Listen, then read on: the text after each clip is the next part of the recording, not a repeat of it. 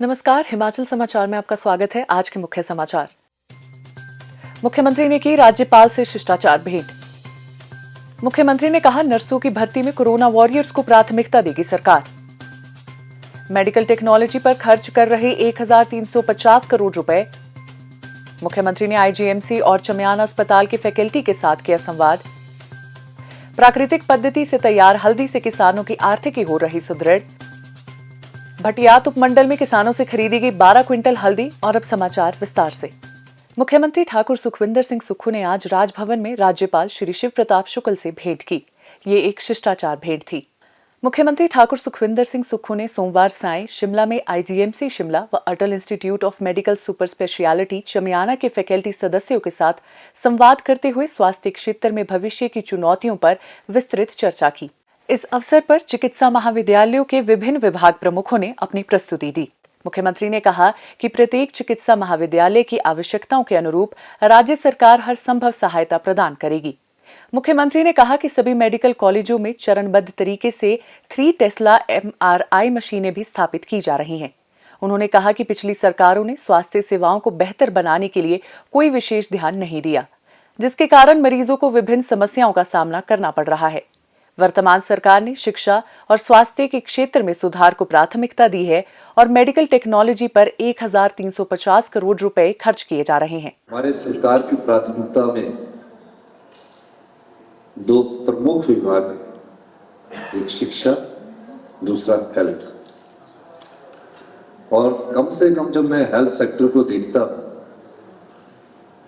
जो मैंने अपने आप व्यक्तिगत अनुभव किया, अब तो मैं मुख्यमंत्री के तौर से आज आपसे बात कर रहा हूं, तो मैंने ये पाया कि जब पेशेंट आपके पास आता है, अगर आप उसको 5 मिनट बड़े प्यार से बात कर लें, उसे अपनी बीमारी का पता नहीं होता, लेकिन वो खुश होकर यही बात करता है कि उस डॉक्टर ने मुझे बहुत अच्छे से ट्रीट किया। आपको अपने व्यवहार में भी परिवर्तन लाने की जरूरत है।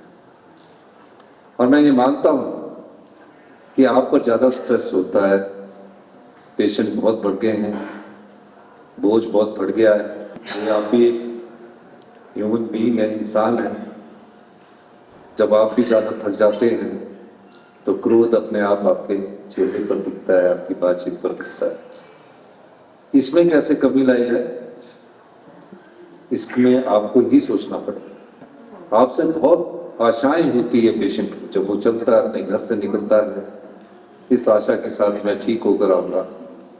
लेकिन पिछले कुछ वर्षों से जो हमारे प्रीमियम इंस्टीट्यूशंस हैं, चाहे आईजीएमसी है, चाहे टाटा है, वो रेफरल इंस्टीट्यूशंस हो गई। कारण ये रहा कि समय के साथ हम उसमें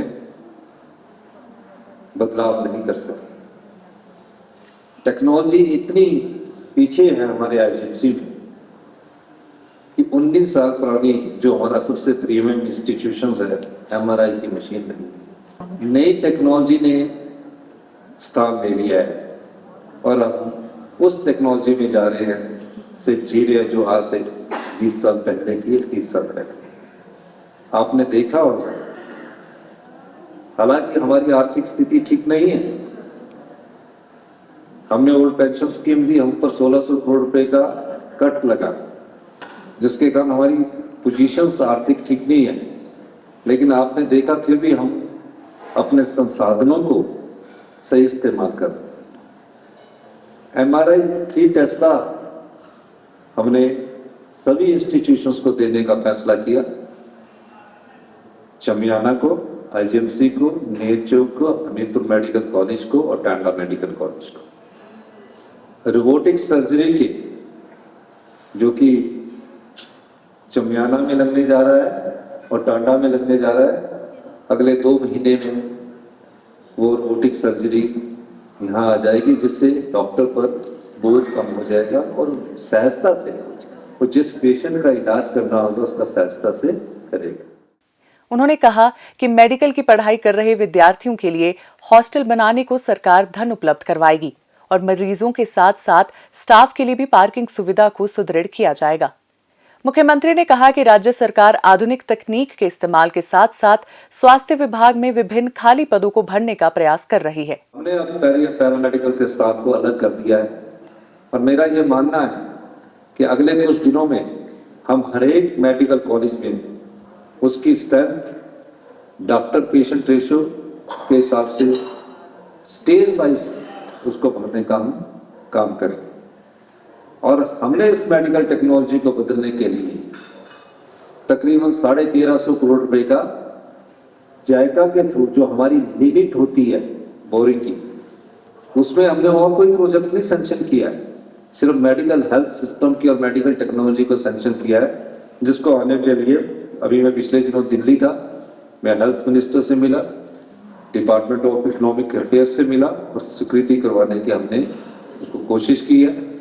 लेकिन जो कुछ चीज़ें आपने बोली है, हम उसमें चमियाना के ऑटोमेशन के लिए हम उसमें पैसा उपलब्ध करवाएंगे और मेडिकल कॉलेज के गर्ल्स के लिए हॉस्टल के लिए हम पैसा उपलब्ध करवाएंगे। तकरीबन हमने 300 के करीब नर्सिस को आईजीएमसी में स्वीकृत करने का स्वीकृति प्रदान कर दी, जिसमें से जिन लोगों ने कोरोना में, जिन स्टाफ नर्सेज ने कोरोना में समय मुसीबत के समय खड़े हैं, पहले प्राथमिकता उनको दी जाएगी और उनको रखा जाएगा। और इस अगले 6 महीने में हम पूरे स्टाफ नर्सेज को भर देंगे, पूरा पैरामेडिकल के स्टाफ को भर देंगे। Department of emergency medicine start किया गया है, उसकी पोस्टें हमने स्वीकृत की है और आने वाले समय में उन पोस्टों को भी भरा जाएगा और शीघ्र भरा जाएगा। और जहां भी आपकी जरूरत होगी आपसे राय लेकर हम आगे बढ़ेंगे। मैं नए लोगों से भी राय लेना चाहता हूं, क्योंकि जो भविष्य की टेक्नोलॉजी आई है हिमाचल प्रदेश में उसको लागू करना है और उस टेक्नोलॉजी के साथ उन युवा साथियों को भी तैयार होना है। पुराने वालों से अनुभव लेकर नए वालों की जो क्षमता है उसका सदुपयोग हमको करना है। टेक्नोलॉजी मेडिकल साइंस में दिन प्रतिदिन चेंज होती जा रही है, सभी फील्ड में चेंज होती जा रही है। एआई बहुत जल्दी तेजी से अपने पैर पसार रहा है। अब जो लोग एआई के प्रति भी हमको जागरूक रखना है, एआई से लेस हमें अपनी टेक्नोलॉजी को, मेडिकल इंस्ट्रूमेंट्स को लाना है, इन सब दिशा में हमको काम करना है।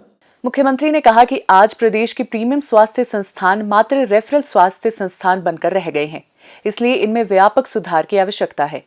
आईजीएमसी शिमला में स्वास्थ्य सेवाओं के सुधार के लिए राज्य सरकार ने 100 करोड़ रुपए खर्च किए हैं और आने वाले समय में इसे बेहतर बनाने के लिए 200 करोड़ रुपए और प्रदान किए जाएंगे। सुखी ग्राम खुशहाल किसान संकल्पना को साकार करते हुए प्रदेश सरकार ग्रामीण अर्थव्यवस्था को सुदृढ़ कर रही है।